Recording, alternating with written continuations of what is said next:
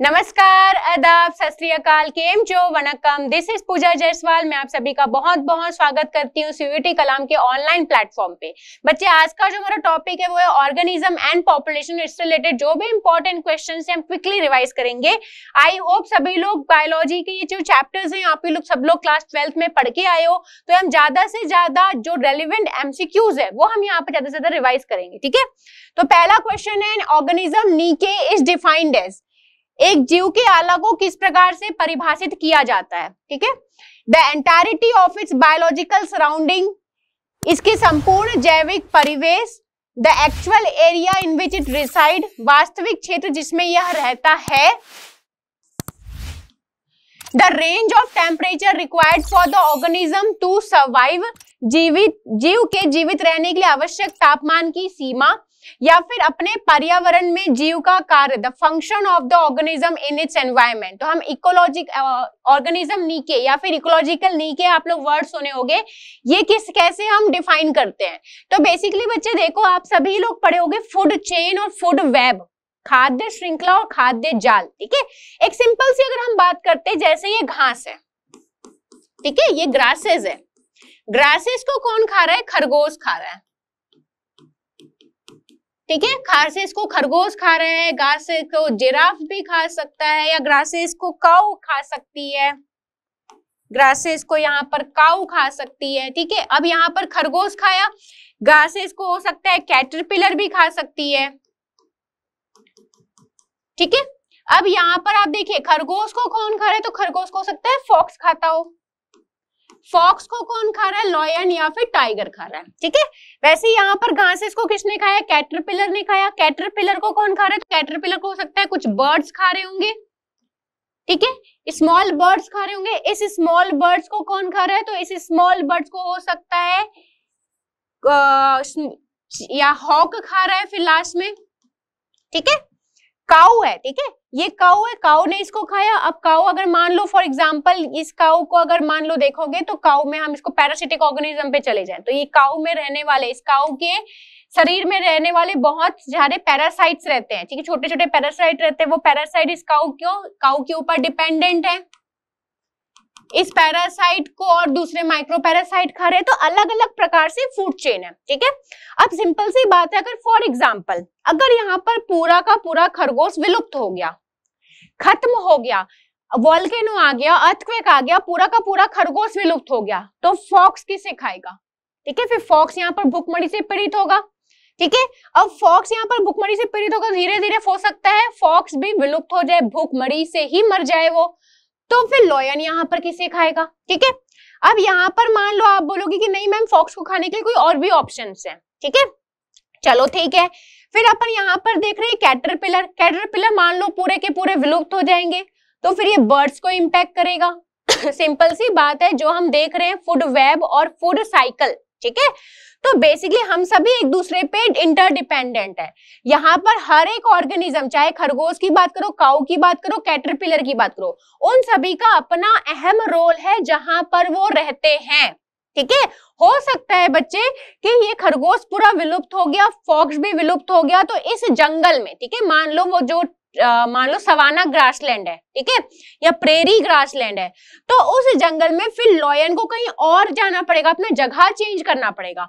अब वो दूसरे आसपास की जगह में जाएगा तो उसका क्या होगा? कंपटीशन बढ़ेगा, क्योंकि अभी वो इस जगह पर रह रहा था, अब लोकेशन चेंज करेगा, लोकेशन चेंज करेगा तो आसपास की जगह पर जाएगा, वहां पर अपने जैसे एनिमल्स के साथ उसका कंपटीशन होगा। आपने सुना होगा इकोसिस्टम में एक इंटरेक्शन होता है, रिलेशनशिप पॉजिटिव भी होती है और नेगेटिव भी होती है, तो कंपटीशन डेवलप होगा। तो बेसिकली हर एक ऑर्गेनिज्म अपना अहम रोल कर रहा है, अपना अहम रोल प्ले करता है। अगर वो विलुप्त हो गया, हम क्यों बायोडाइवर्सिटी कंजर्वेशन पे इतना ध्यान दे रहे हैं, एक छोटा सा जीव भी विलुप्त हो जाएगा तो उस पे डिपेंडेंट रहने वाले बाकी ऑर्गेनिज्म हैं, वो भी डायरेक्टली इनडायरेक्टली इंपैक्ट होंगे। ठीक है, तो इसका मतलब क्या है? The function of the organism in environment. हम जो है इकोसिस्टम को कैसे डिफाइन कर रहे हैं? First trophic level, second trophic level, third trophic level, तो अपने उस लेवल पे वो बहुत अहम रोल प्ले कर रहा है। उसी को हम बोलते हैं इकोलॉजिकल नीके या ऑर्गेनिज्म का नीके। हर एक ऑर्गेनिज्म का अपना अहम रोल है जो हमें दिखाई नहीं देता है, ठीक है, हम जो है हंटिंग कर रहे हैं, हम शिकार कर रहे हैं कि यहाँ पर तो बहुत सारे और जीव हैं, टाइगर किसी और को खा लेगा, बर्ड्स किसी और को खा लेंगे, पर उस पर्टिकुलर ऑर्गेनिज्म पे बहुत लोग डिपेंडेंट है। ठीक है, इससे नेगेटिव इंपैक्ट पड़ता है एनवायरनमेंट पे। तो इसका मतलब इकोलॉजिकल नीके मतलब होता है उसका अपना अहम रोल जो वो प्ले करता है। नेक्स्ट क्वेश्चन पे चलते हैं। The presence of plant group into distinct vertical layer based on height is most noticeable in tropical rain forest, grassland, temperate forest, tropical savanna. ऊंचाई के आधार पर अलग अलग ऊर्ध्वाधर परतों में समूहीकृत पौधों की उपस्थिति सबसे अधिक ध्यान देने योग्य है। उष्णकटिबंधीय वर्षावन, घास का मैदान, समशीतोष्ण वन या उष्णकटिबंधीय सवाना। अब यहाँ पर आप देखिए distinct vertical layer, distinct vertical layer मतलब क्या बता रहा है, जैसे अलग अलग हाइट के वृक्ष हैं, इस हाइट के भी वृक्ष हैं, इस हाइट के भी वृक्ष हैं, इस साइड के भी वृक्ष हैं, इस साइड के वृक्ष हैं। ये किसका कैरेक्टरिस्टिक फीचर है, ये ट्रॉपिकल रेन फॉरेस्ट का कैरेक्टरिस्टिक फीचर है, उष्णकटिबंधीय वर्षावन का कैरेक्टरिस्टिक फीचर है। क्यों? अब देखो उष्णकटिबंधीय वन कहाँ पर पाया जाता है, तो यहाँ पर देखिए जब हम अपने अर्थ की बात करते हैं, ठीक है, तो अर्थ के बीचों बीच से क्या जा रहा है, इक्वेटर जा रहा है। अब आप सभी लोग ज्योग्राफी में पढ़े होंगे विंड के बारे में, ट्रेड विंड्स के बारे में, विंड का डायरेक्शन इस तरीके से है, ठीक है। अब आप सभी को पता है जब यहाँ पर हमारी सन की बात करते हैं, सन की जो रेखा है कुछ समय 6 महीने नॉर्दर्न हेमिस्फीयर में ज्यादा पड़ेगी, ट्रॉपिक ऑफ कैंसर के साइड, कुछ समय ट्रॉपिक ऑफ आपका कैप्रिकॉर्न के साइड। क्यों? क्योंकि हमारा अर्थ जो है टिल्टेड अवस्था में। ये सारा चीज आप लोग ज्योग्राफी में पढ़े हुए हो। लेकिन जब हम इक्वेटर की बात करते हैं तो 12 महीना यहाँ पर टेम्परेचर जो है कॉन्स्टेंट रहेगा, ठीक है। अब यहाँ पर टेम्परेचर काफी ज्यादा पड़ता है, टेम्परेचर बहुत ज्यादा है, मतलब यहाँ पर क्या होगा, प्रेसिपिटेशन भी ज्यादा होगा, क्योंकि यहाँ पर टेम्परेचर इतना ज्यादा है कि इवेपोरेशन ज्यादा होता है। इवेपोरेशन ज्यादा है तो हर दिन, ठीक है, हर दिन दोपहर को 12 से 2 बजे के बीच में आपको बारिश होते हुए दिखाई देगी। यहाँ पर टेम्परेचर ज्यादा है, प्रेसिपिटेशन ज्यादा है, मतलब ह्यूमिडिटी ज्यादा है, ठीक है।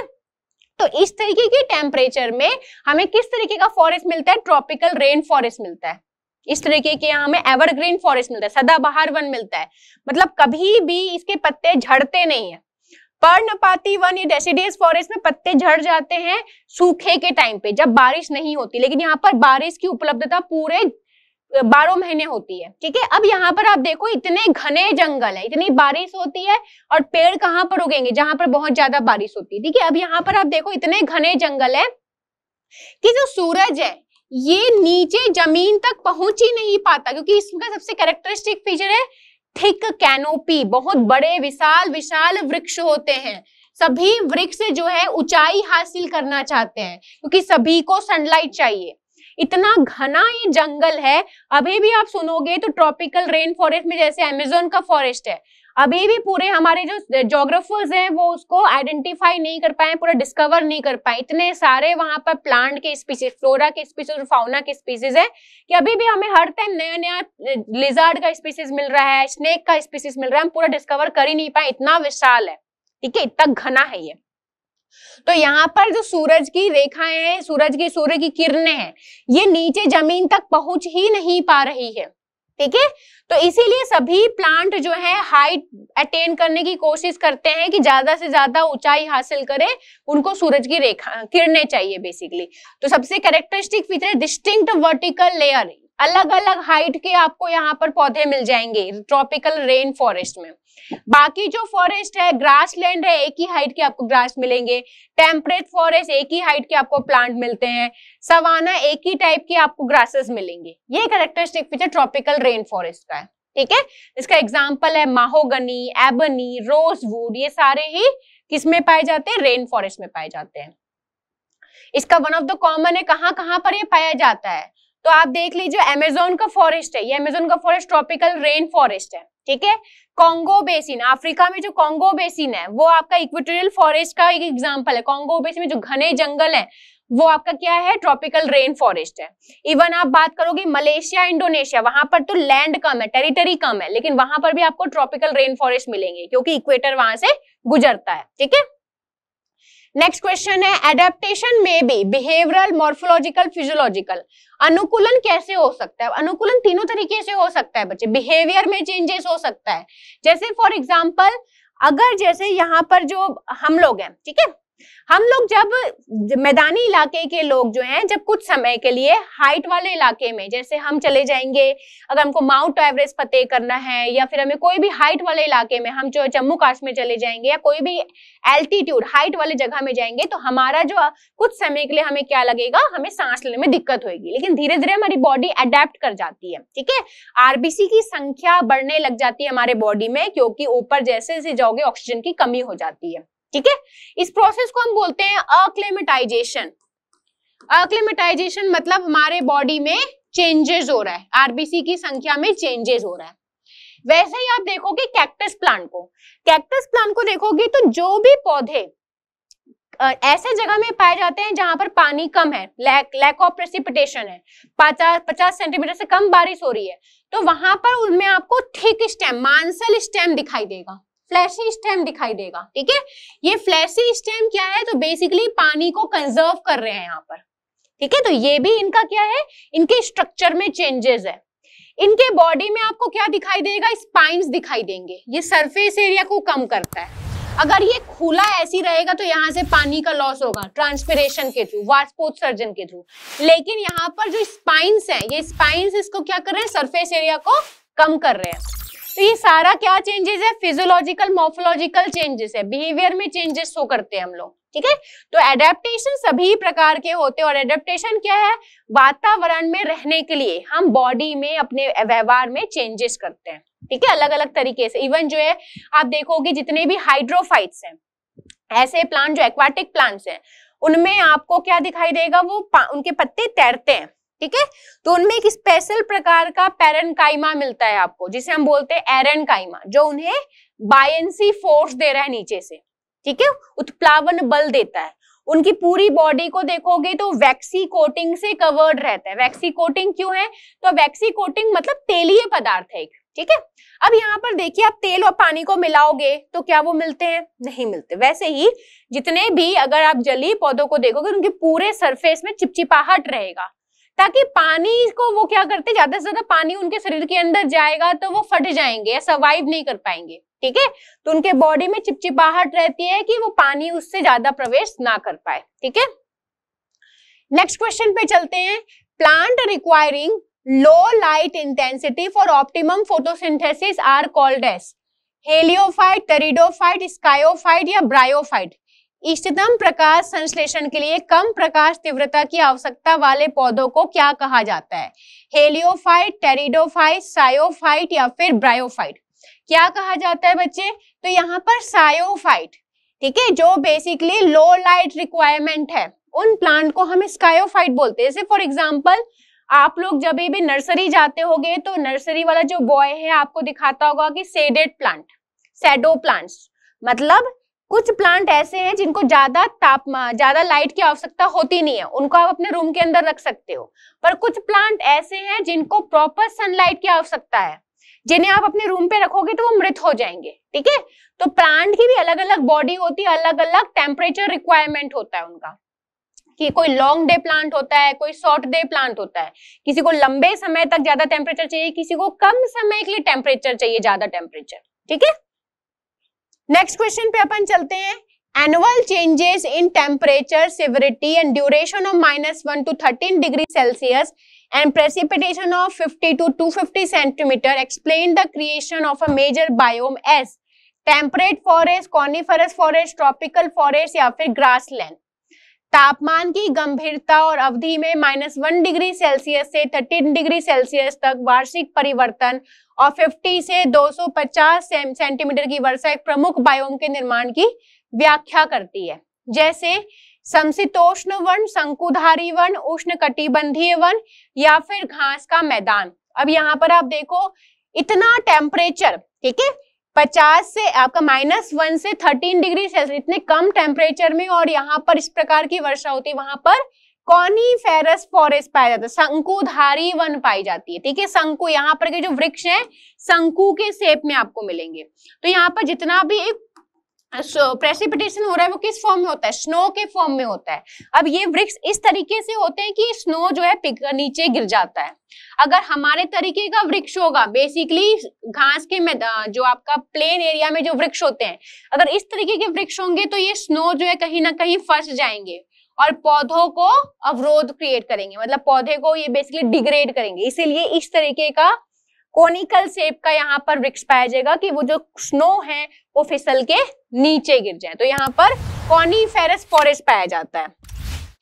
नेक्स्ट क्वेश्चन है, pneumatophores occur in halophyte, free floating hydrophyte, carnivorous plant या सबमर्ज्ड हाइड्रोफाइट। न्यूमेटोफोर किसमें पाए जाते हैं, हेलोफाइट में, मुक्त तैरने वाले हाइड्रोफाइट में, मांसाहारी पौधे में या जलमग्न हाइड्रोफाइट्स में। तो न्यूमेटोफोर बेसिकली हेलोफाइट्स में पाए जाते हैं। हेलोफाइट्स ऐसे पौधे हैं जो कि सैलाइन वाटर में पाए जाते हैं। सैलाइन वाटर मतलब जहां पर सॉल्ट कंसेंट्रेशन बहुत ज्यादा होता है। जैसे फॉर एग्जांपल आप देख लोगे सुंदरबन डेल्टा, सुंदरबन डेल्टा में आपको न्यूमेटोफोर्स बहुत मिलेंगे। अभी न्यूमेटोफोर क्या है बच्चे, तो एक प्रकार का जड़ है, लेकिन आपने सुना होगा जड़ हमेशा भूमि के अंदर जाता है। यहाँ पर जड़ भूमि से ऊपर आ रहा है। क्यों भूमि से ऊपर आ रहा है, तो देखो ये इस तरीके के वर्टिकल रूट्स होते हैं, ये रूट का एडेप्टेशन है, ठीक है, ये न्यूमेटोफोर्स है। अब इस रूट में छोटे छोटे आपको छेद दिखाई देंगे इस तरीके के, इस छेद को हम बोलते हैं लेंटिकल्स। लेंटिकल्स, ये लेंटिकल्स क्या है बच्चे, तो बेसिकली एयर स्पेसेस है जहां से ऑक्सीजन जा रहा है। अब इसका कार्य क्या है, तो जो भी स्पेसिफिक टाइप के प्लांट, जैसे for example Sundari tree Sundari tree क्या है, एक प्रकार का मैंग्रोव प्लांट है, मैंग्रोव प्लांट। अब ये मैंग्रोव प्लांट कहां पर पाए जाते हैं, ऐसे जगह जहां पर सॉल्ट कॉन्सेंट्रेशन ज्यादा है, सलाइन वाटर ज्यादा है, जैसे सुंदरबन डेल्टा, ठीक है, तो वहां पर क्षारीयपन सैलिनिटी ज्यादा है, तो वहां पर सुंदरी ट्री पाए जाते हैं, ठीक है, एक प्रकार का मैंग्रोव प्लांट है। अब यहाँ पर सैलिनिटी ज्यादा है, मतलब दलदल टाइप का पूरा टाइप है, तो यहाँ पर जो रूट्स नीचे गए हैं उनको सरवाइव करने के लिए, बेसिकली रूट भी क्या है, एक प्रकार का जीवित पार्ट है। अब लिविंग पार्ट है तो उसको भी सरवाइव करने के लिए ऑक्सीजन चाहिए। अब नीचे जो दलदल वाला जगह है वहां पर ऑक्सीजन की कमी रहती है, वहां पर इतना एयर स्पेसेस ही नहीं रहता है, ऑक्सीजन की कमी रहती है।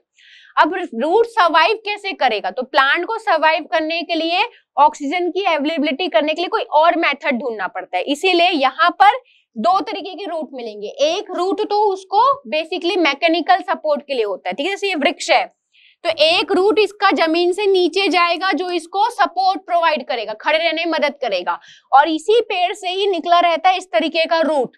इस रूट में एयर स्पेसेस रहते हैं, होल रहता है, इस होल का काम होता है ऑक्सीजन ट्रांसपोर्ट का, मतलब ये हवा में उपस्थित ऑक्सीजन को इनहेल कर रहे हैं, यहाँ से ऑक्सीजन पास हो रहा है। तो यहाँ पर ये जो रूट है इनको ऑक्सीजन कहाँ से मिलेगा, तो न्यूमेटोफोर का मदद लेते हैं। इनको ऑक्सीजन यहाँ से जमीन से नहीं मिलता क्योंकि पूरा दलदल है, यहाँ पर ऑक्सीजन की कमी रहती है, ठीक है। जो भी दलदल में पाए जाने वाले पौधे हैं उनमें स्पेसिफिक टाइप का रूट मिलेगा जिसे हम बोलते हैं न्यूमेटोफोर, ठीक है। नेक्स्ट क्वेश्चन है, organism possessing stalk and stout forelimb with clawed digits so that adaptation, arboreal, fossorial, cursorial या फिर वॉलन, मजबूत और मोटे अग्रपादों और पंजेदार अंगुलियों वाले जीव किस अनुकूलन को दर्शाते हैं, वृक्षीय, जीवाश्मीय, कुर्सोरियल या फिर वॉलन, किसको दर्शाते हैं, तो बच्चे यहाँ पर इसे हम बोलते हैं फोसोरियल, जीवाश्मीय, ठीक है। अब यहाँ पर आप देखिए ये जो बेसिकली कहाँ पर पाए जाते हैं, जितने भी डेजर्ट है, ठीक है, डेजर्ट में बेसिकली उन्हें गर्मी से बचने के लिए जमीन के अंदर जाते हैं वो, ठीक है, तो उनका पंजा काफी स्ट्रॉन्ग रहता है ताकि वो खोद सके, ठीक है, और जो उनका स्नाउट है, मुंह है, मुंह इस तरीके का रहता है, मुंह के बल भी वो खोदते हैं और पंजे के बल भी खोदते हैं, और जमीन में अंदर जो है ऐसा डिग करते हैं, वो ऐसा होल बना लेते हैं और इस जमीन के अंदर यहाँ पर रहते हैं। तो इस जमीन के अंदर स्पेसेस इस तरीके का बनाने के लिए उन्हें क्या चाहिए, पंजा काफी स्ट्रॉन्ग चाहिए, और ये बेसिकली क्या करते हैं, मुंह के बरिए खोदते हैं, ठीक है, तो इसे हम क्या बोलते हैं, फोसोरियल एडेप्टेशन बोलते हैं, ठीक है। फॉसिल से कंफ्यूज मत होना, ये फोसोरियल एडेप्टेशन एक अलग है। नेक्स्ट क्वेश्चन में चलते हैं,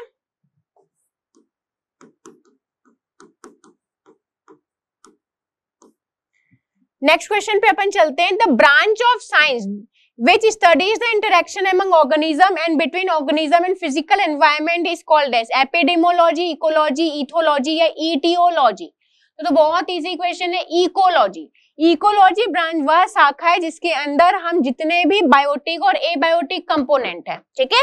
बायोटिक कंपोनेंट में आ गया आपका प्लांट्स, एनिमल्स और माइक्रो ऑर्गेनिजम्स। प्लांट, एनिमल और माइक्रो ऑर्गेनिज्म। और एबायोटिक कंपोनेंट की बात करेंगे तो इसमें आ गया आपका टेम्परेचर, तापमान, प्रेसिपिटेशन, सॉइल, वाटर, लाइट और भी बहुत सारी चीजें, ठीक है। तो ये सब चीज अपन ने देखा था कि जैसे टेम्परेचर है, ठीक है, तो बेसिकली कुछ प्लांट ऐसे हैं जिनको कम टेम्परेचर चाहिए, कुछ प्लांट ऐसे को ज्यादा टेम्परेचर चाहिए। जैसे लाइट है, ठीक है, तो सनलाइट की उपस्थिति में ही प्लांट फोटोसिंथेसिस की प्रक्रिया कर पाएंगे। सनलाइट नहीं होगी तो फोटोसिंथेसिस की प्रक्रिया नहीं होगी। फोटोसिंथेसिस की प्रक्रिया नहीं होगी तो हर्बीवोरस प्लांट, हर्बीवोरस जीव को बेसिकली वो क्या खाएंगे? वो प्लांट्स पे डिपेंडेंट है अपने फूड के लिए। हम और आप भी प्लांट पे डिपेंडेंट है। हम बेसिकली प्लांट के जो भी फ्रूट्स है, वेजिटेबल्स, उसको पकाते हैं, ठीक है। तो बेसिकली अगर लाइट ही नहीं होगा तो प्लांट फोटोसिंथेसिस की प्रक्रिया नहीं कर पाएंगे।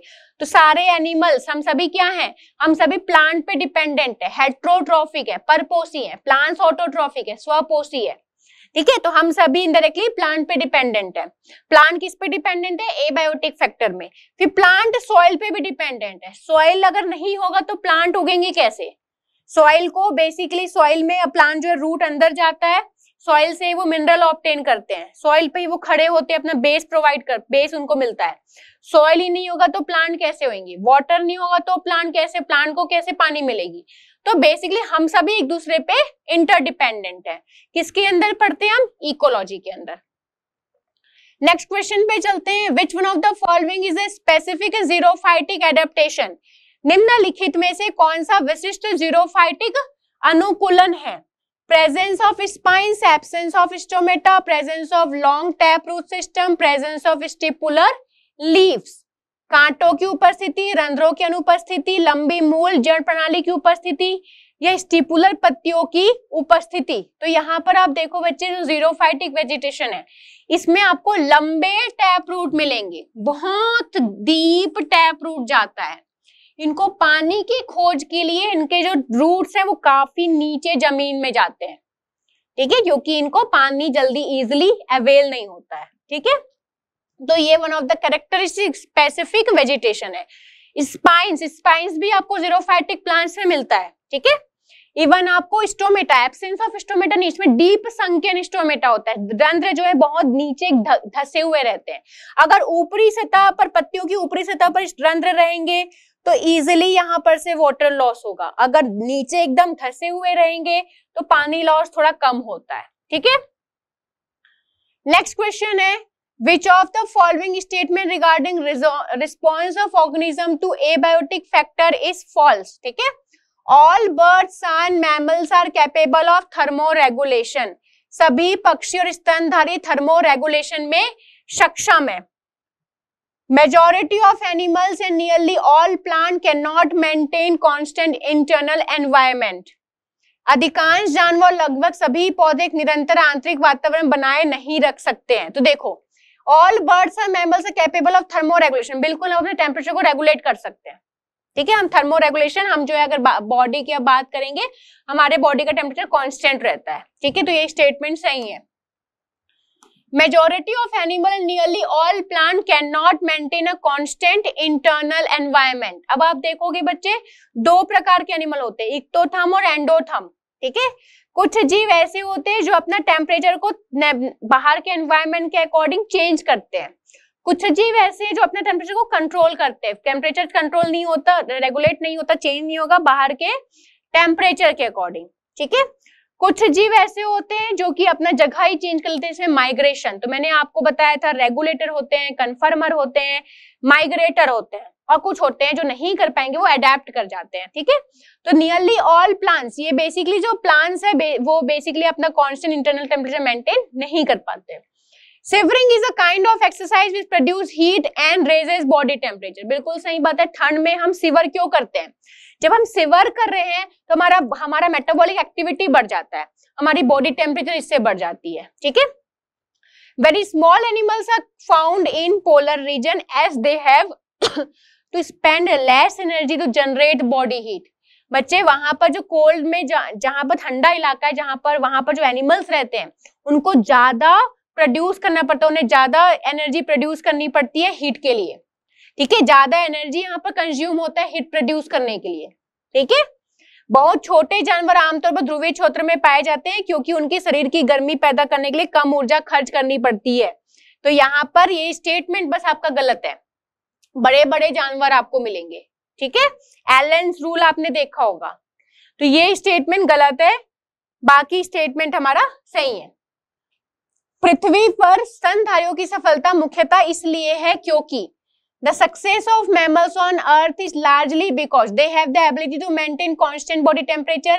उनमें निरंतर शरीर का तापमान बनाए रखने की क्षमता होती है। They can conform to the changes in the environment। वे पर्यावरण में होने वाले परिवर्तनों के अनुरूप ढल सकते हैं। They can take care of their young ones as they have mammary glands to suck। वे अपने बच्चों की देखभाल कर सकते हैं क्योंकि उनके पास उन्हें दूध पिलाने के लिए स्तन ग्रंथियां होती है। They can reduce metabolic activity and go into a state of dormancy during unfavorable condition in the environment। वे पर्यावरण में प्रतिकूल परिस्थितियों के दौरान उपापचय गतिविधियों को कम कर सकते हैं और निष्क्रियता की स्थिति में जा सकते हैं। तो क्या रीजन है बच्चे जिसकी वजह से यहाँ पर मैमल सर्वाइव कर पा रहे हैं? क्योंकि हमारे बॉडी में एक कैपेसिटी होती है कि हम टेम्परेचर को कांस्टेंट रख सकते हैं। ठीक है, टेम्परेचर जैसे कंटिन्यूअसली बढ़ते जा रहा है, जैसे फॉर एग्जांपल आज की डेट में ग्लोबल वार्मिंग हो रहा है, टेम्परेचर कंटिन्यूअसली बढ़ता जा रहा है। अब टेम्परेचर कंटिन्यूअसली बाहर बढ़ रहा है, फिर भी हमारा बॉडी टेम्परेचर कांस्टेंट है क्योंकि हमारे बॉडी में जितने भी एंजाइम्स है, हमारे बॉडी की मेटाबॉलिक एक्टिविटी उस पर्टिकुलर टेम्परेचर में ही होगी। अगर हमारे बॉडी में टेम्परेचर अप एंड डाउन होते जाता तो हमारी मेटाबॉलिक एक्टिविटी भी इफेक्ट होती। ठीक है, तो यहाँ पर जो रीजन क्या है कि वो अपने बॉडी को कांस्टेंट टेम्परेचर रखते हैं। वही अगर आप बर्ड्स को देख लो तो बहुत सारे बर्ड्स माइग्रेट कर जाते हैं, एक जगह से दूसरी जगह जाते हैं। ठीक है, तो हम कितने बार माइग्रेट करेंगे, हम कितने जगह माइग्रेट करते, तो एक हमारा लिमिट जगह हो जाता। अगर हमारा बॉडी टेम्परेचर भी चेंज होता तो यहाँ का टेम्परेचर चेंज हुआ हम कहीं और जाते, वहां का टेम्परेचर चेंज हुआ हम कहीं और जाते, तो हम एक स्टेबल लाइफ तो जी ही नहीं पाते। ठीक है, हमारी सर्वाइवल कैपेसिटी, और अगर हम लोग मान लो चेंज नहीं कर रहे, जगह चेंज नहीं कर रहे, तो हम लोग क्या होते, खत्म हो जाते, हमारी बॉडी काम नहीं कर पाती, मेटाबॉलिक एक्टिविटी अफेक्ट होती। ठीक है, नेक्स्ट क्वेश्चन है of the following which one is Allen rule. अब यहाँ पर देखो एलन रूल से क्वेश्चन पूछा है जो मैंने आपको बता रही थी। ठीक है, एन ऑर्गेनिज्म में relocate to a more friendly location from a stressful one and return after the stressful phase is ended.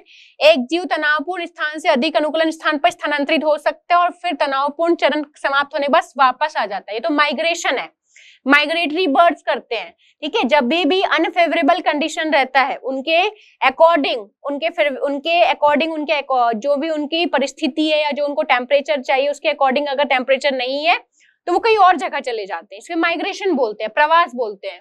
N organism either migrate or suspend itself if the stressful condition are localize only loss for a brief period of time. यदि तनावपूर्ण स्थितियां स्थानीय है या केवल थोड़े समय के लिए रहती है तो एक जीव या तो पलायन कर जाता है या खुद को निलंबित कर देता है। ये तो एंडोस्पोर फॉर्मेशन है, जैसे बैक्टीरिया शो करते हैं। ठीक है, बैक्टीरिया क्या करते हैं, अपने तरफ चारों तरफ एक कवच बना लेते हैं, इसको हम एंडोस्पोर बोलते हैं। ऐसे हमें लगेगा कि बैक्टीरिया सर्वाइव ही नहीं कर रहा है लेकिन वो डोरमेंट स्टेट में चला गया है। वैसे कुछ प्लैंकटॉन्स है वो डायपॉज स्टेज में चले जाते हैं, मतलब वो क्या है, उनकी पूरी जो शारीरिक प्रतिक्रियाएं हैं, ये शरीर का जो भी एक्टिविटी है वो पूरा कुछ समय के लिए स्टॉप हो जाता है। Altitude sickness is caused by low air pressure at higher elevation. ठीक है, जब हम बहुत ऊंचाई में जाते हैं तो हमें जो है सांस लेने में दिक्कत आती है, उसे हम बोलते हैं altitude sickness. To reduce heat loss mammals in cooler area develop shorter limb and ear. अब जो भी ठंडे इलाके में जो लोग रहते हैं, मैमल्स रहते हैं, उनके पास छोटे छोटे लिम्ब होते हैं और छोटे छोटे ईयर्स होते हैं। क्यों? सो दैट हीट लॉस कम हो सके। ठीक है, तो ये आंसर आपका सही है, ये एलन रूल है। नेक्स्ट क्वेश्चन है विच one of the following is not a parasitic adaptation. निम्नलिखित में से कौन सा परजीवी अनुकूलन नहीं है? Development of adhesive organ, loss of digestive organ, loss of reproductive capacity, loss of unnecessary sense organ, चिपकने वाले अंगों का विकास, पाचन अंगों की हानि, प्रजनन क्षमता की हानि और अनावश्यक इंद्रिय अंगों की हानि। कौन सा यहाँ पर फीचर नहीं है बच्चे? तो देखो उनमें एडहेसिव ऑर्गन रहता है, बिल्कुल सही, वो चिपकने के लिए, जैसे हमारे आंतों में जो भी बैक्टीरिया पाई जाती है या एस्केरिस पाया जाता है, उनमें एक अलग सा एडहेसिव ऑर्गन रहता है, ठीक है, ये चिपकने के लिए, हमारे शरीर से चिपकने के लिए यूज करते हैं, ठीक है, तो ये बिल्कुल सही स्टेटमेंट है। लॉस ऑफ डाइजेस्टिव ऑर्गन, उनके में डाइजेस्टिव ऑर्गन नहीं होता क्योंकि वो हमारे पाचन तंत्र यूज करते हैं अपने खाने के लिए। हम पाचन तंत्र का काम क्या होता है? बड़े बड़े पार्टिकल्स को छोटे छोटे पार्टिकल्स में तोड़ना, ठीक है, और उस पार्टिकल्स को तोड़ने के बाद उससे एनर्जी लेते हैं हम, ठीक है। एनर्जी कैसे ले रहे हैं? जैसे फॉर एग्जांपल ये कार्बोहाइड्रेट है, इस कार्बोहाइड्रेट को हमने तोड़ा छोटे छोटे पार्टिकल्स में, छोटे छोटे को और छोटे छोटे तोड़ा, फिर हमने इस तरीके का पार्टिकल्स बना, इसको हमारी सेल एब्जॉर्ब करती है, यही है डाइजेस्टिव सिस्टम में। तो ये जो बेसिकली पैरासाइट्स होते हैं, ये पैरासाइट्स के पास डाइजेस्टिव ऑर्गन्स होता ही नहीं है, क्योंकि हमारे बॉडी से डायरेक्ट इस छोटे छोटे पार्टिकल्स को वो एब्जॉर्ब कर लेते हैं। वो ऐसा नहीं करते कि वो भी फूड पार्टिकल खाएंगे, फिर उनके बॉडी के अंदर जाके ये बड़े पार्टिकल छोटे पार्टिकल में टूटेगा, फिर ये एब्जॉर्ब होगा, ये प्रक्रिया उनके में नहीं होती है, ठीक है। तो ये भी स्टेटमेंट सही है। लॉस ऑफ रिप्रोडक्टिव कैपेसिटी, नहीं, उनकी रिप्रोडक्टिव कैपेसिटी कैसे लॉस होगी? वो मल्टीप्लाई कैसे करेंगे? भाई अगर कोई भी डिसीज हमारे अंदर होती है, जैसे एस्केरियासिस मान लो आप, एस्केरियासिस किससे होता है?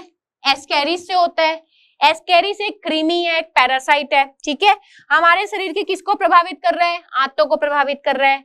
अब आप देखोगे जैसे फॉर एग्जांपल आपने सुना होगा एलिफेंटियासिस, फाइलेरियासिस, किसके द्वारा होता है? वाउचेरिया बानक्रॉफ्टी, ठीक है, तो पूरे हमारे लिम्फॉइड ऑर्गन को वो ब्लॉक कर देता है। वैसी एस्केरियासिस में एस्केरिस पूरा हमारे इंटेस्टाइन को ब्लॉक कर देता है, इंटेस्टाइनल पैसेज को ब्लॉक कर दे रहा है।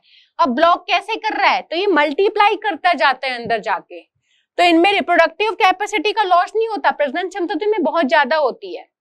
Loss of unnecessary sense organ, इनको इंद्रिय अंगों की क्या काम, ठीक है, तो बिल्कुल ये सी वाला स्टेटमेंट जो है ये पैरासिटिक एडेप्टेशन नहीं है, ठीक है, सी वाला पैरासिटिक एडेप्टेशन नहीं है। नेक्स्ट क्वेश्चन है the stage of suspended development shown by zooplankton is called as migration, diapause, hibernation या होमोस्टेसिस। ज़ूप्लैंक्टन द्वारा दिखाए गए निलंबित विकास के चरण को क्या कहा जाता है? प्रवास, डायपॉज, हाइबरनेशन या फिर होम्योस्टेसिस, इनमें से क्या कहा जाता है? तो बच्चे ज़ूप्लैंक्टन कुछ समय के लिए अपना एक्टिविटी को सस्पेंड कर देते हैं, आपको लगेगा कि वो सरवाइव नहीं कर रहे हैं, लेकिन अनफेवरेबल कंडीशन, जब प्रॉपर टेम्परेचर नहीं है, प्रॉपर प्रेशर नहीं है, प्रॉपर ह्यूमिडिटी नहीं है, जितना उनको लाइट चाहिए लाइट नहीं है, तो वो क्या करेंगे? कुछ समय के लिए डोर्मेंट स्टेज में चला जाते हैं, और इस स्टेज को हम बोलते हैं डायपॉज स्टेज। नेक्स्ट क्वेश्चन है consider the following statement A to C each one with 2 blanks। अब यहाँ पर 2 फिलिंग द ब्लैंक्स है, ये 1 और 2, इसको हमें फिल करना है, ठीक है। अब यहाँ पर आप देखो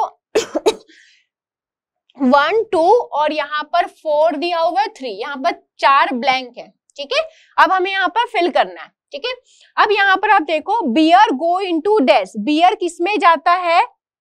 during winter to dash cold weather. Bear किस में जाता है? बियर हाइबरनेट करता है, बियर हाइबरनेशन में जाता है टू एस्केप कोल्ड वेदर, ठंड से बचने के लिए बियर किस में जाता है? हाइबरनेशन में। ओनली लास्ट वाले ऑप्शन में, बाकी ऑप्शन में नहीं है, फिर भी अपन चेक कर लेते हैं। A conical age pyramid with a broad base represents dash human population, expanding human population, ठीक है। तो अब देखो कॉनिकल एज, इस तरीके का कॉनिकल एज पिरामिड है। नीचे वाला क्या है आपका?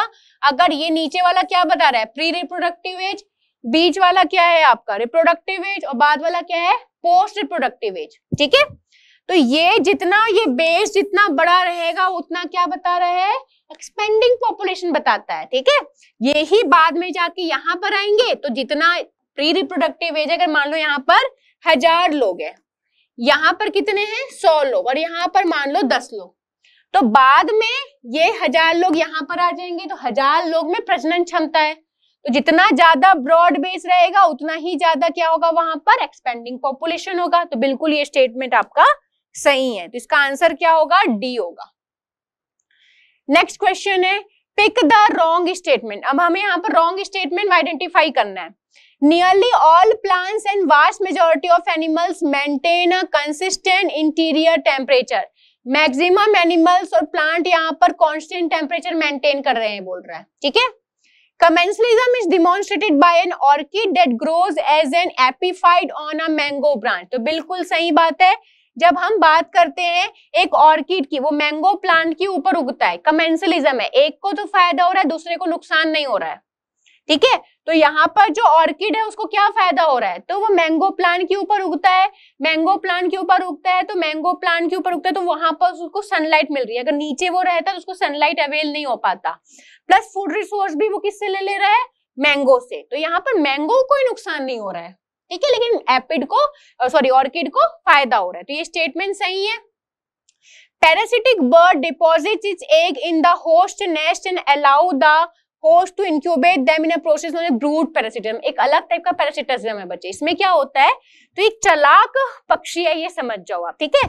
अब सभी पक्षी अपने एग को सोते हैं, ठीक है। पक्षी को क्या करना पड़ता है, इसके ऊपर बैठना पड़ता है, टेम्परेचर देना पड़ता है, सो दैट इससे बच्चा जो अंदर मैच्योर होए, ठीक है। अब यहाँ पर जब ये जो अंडे हैं, ठीक है, तो यहाँ पर जो ये पक्षी है, यहाँ पर दूसरी पक्षी अपना अंडा यहाँ पर दे देती है, और ये पक्षी जो पक्षी है ये आइडेंटिफाई नहीं कर पाती किसी और का अंडा है। ये पक्षी यहाँ पर अंडा दे के चले जाती है, बदले में कोई दूसरी पक्षी उसको क्या कर रही है, सो रही है, सीना बोलते हैं, ठीक है। तो यहाँ पर इसे हम बोलते हैं ब्रूड पैरासिटिज्म, मतलब किसी और के नेस्ट में अंडा देना, ठीक है, और आपका बच्चा डेवलप हो जा रहा है, तो इसे ब्रूड पैरासिटिज्म बोला जाता है। Polar environment of rarely home to very small creatures, ठीक है। तो बिल्कुल वहां का इतना एक्सट्रीम एनवायरनमेंट है कि छोटे जीव वहां पर कम रह पाते हैं, ठीक है। तो यहाँ पर ओनली कौन सा स्टेटमेंट गलत है, ओनली ए स्टेटमेंट यहाँ पर हमारा गलत है, बाकी सभी स्टेटमेंट हमारे सही है। नेक्स्ट क्वेश्चन में चलते हैं। In a growing population of a country, किसी देश की बढ़ती जनसंख्या में pre reproductive individual are more than the reproductive individual. प्रजनन पूर्व व्यक्तियों की संख्या प्रजनन वाले व्यक्तियों से अधिक होती है। Reproductive individual are less than the post reproductive individual. Reproductive and pre reproductive individual are equal. Pre reproductive individual are less than the reproductive individual. तो यहाँ पर आपका कौन सा आंसर सही होगा, तो बच्चे देखो, जब हम एक्सपेंडिंग पॉपुलेशन की बात करते हैं, जैसे एक्सपेंडिंग पॉपुलेशन को हम इस तरीके से दिखाएंगे, ठीक है। अब यहाँ पर जैसे अभी मैंने जो एग्जांपल दिया था, जैसे ये प्री रिप्रोडक्टिव पॉपुलेशन है, मान लो यहाँ पर 1000 लोग हैं, ये रिप्रोडक्टिव पॉपुलेशन है 100 लोग हैं, ये पोस्ट रिप्रोडक्टिव है 10 लोग हैं। जब प्री रिप्रोडक्टिव इंडिविजुअल रिप्रोडक्टिव से ज्यादा होते हैं, ये एक्सपेंडिंग पॉपुलेशन होता है, ठीक है। Pre reproductive are more than the reproductive. कभी ना कभी 10 साल बाद तो ये यहाँ पर जाएंगे, तो फिर अभी जो 100 दिख रहा है ये बाद में 1000 हो जाएंगे, और ये सभी क्या है, इनमें प्रजनन कैपेसिटी, प्रजनन क्षमता है। तो ये पॉपुलेशन जो है बढ़ता हुआ पॉपुलेशन है। वही अगर हमने बनाया, ये 1000 क्या रहते, मान लो ये 50 रहते, और ये ऊपर वाले 100 रहते और ये 10 रहते, तो ये एक्सपेंडिंग पॉपुलेशन बनेगा क्या, नहीं, क्योंकि इनकी क्षमता तो खो जाएगी, धीरे धीरे ये एजिंग पॉपुलेशन में चले जाएंगे, और ये 50 बाद में यहाँ पर आ जाएंगे। अभी जो है 100 लोग में प्रजनन क्षमता है, बाद में सिर्फ 50 के पास ही प्रजनन क्षमता है, ठीक है। तो फिर यहाँ पर क्या होगा, ये कैसा पॉपुलेशन है, तो ग्रोइंग पॉपुलेशन में आपका आंसर क्या होगा, ए होगा। क्लियर, ओके, यहां पर आंसर क्या होगा, ए होगा। नेक्स्ट क्वेश्चन में चलते हैं अपन। Asymptote is a logistic growth curve is obtain when k is equals to n, k is greater than n, k is less than n, the value of r approaches 0। Logistic growth curve में यहाँ पर हमें k is equals to n कब प्राप्त होता है, k अनंत स्पर्शी तब प्राप्त होता है जब k is equals to n होता है, k is greater than होता है, k is less than n होता है, या फिर r का मान 0 के करीब पहुंच जाता है। किस केस में होता है, किस केस में होता है आपका k is greater than n, या k is equals to n, या k is less than n, किस केस में होता है, तो जब k is equal to n होता है तब हमें असिम्प्टोमेट प्राप्त होता है, ठीक है। नेक्स्ट क्वेश्चन में चलते हैं अपन।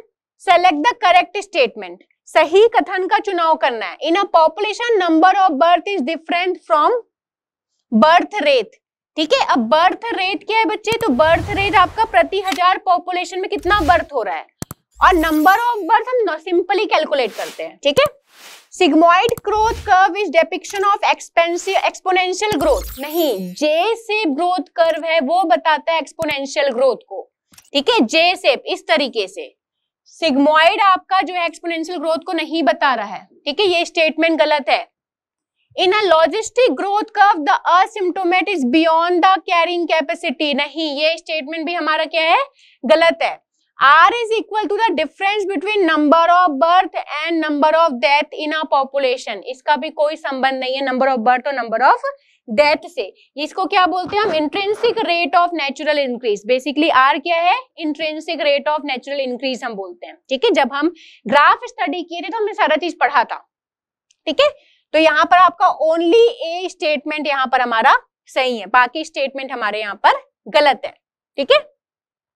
ओके, अब यहाँ पर देखो, biologist studied the population of rat in a barn, he found out that the average natality, अब नेटेलिटी क्या है, इतने यहाँ पर हमारे पास 250 है, ठीक है।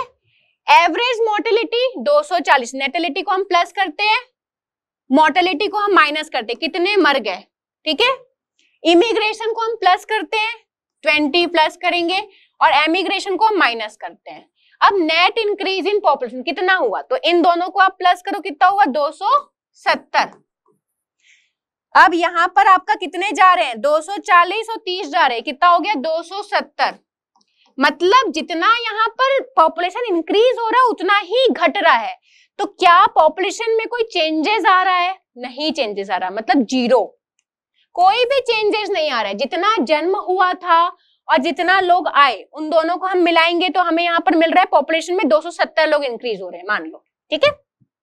अब हमें क्या करना है, हमें नेट इंक्रीज फाइंड आउट करने के लिए हम जितने लोग खत्म हो गए और जितने लोग बाहर चले गए उनको माइनस करेंगे, तो हमने माइनस कर दिया, तो 270 माइनस करेंगे, मान लो एक्स पॉपुलेशन है, कोई भी एक्स पॉपुलेशन है।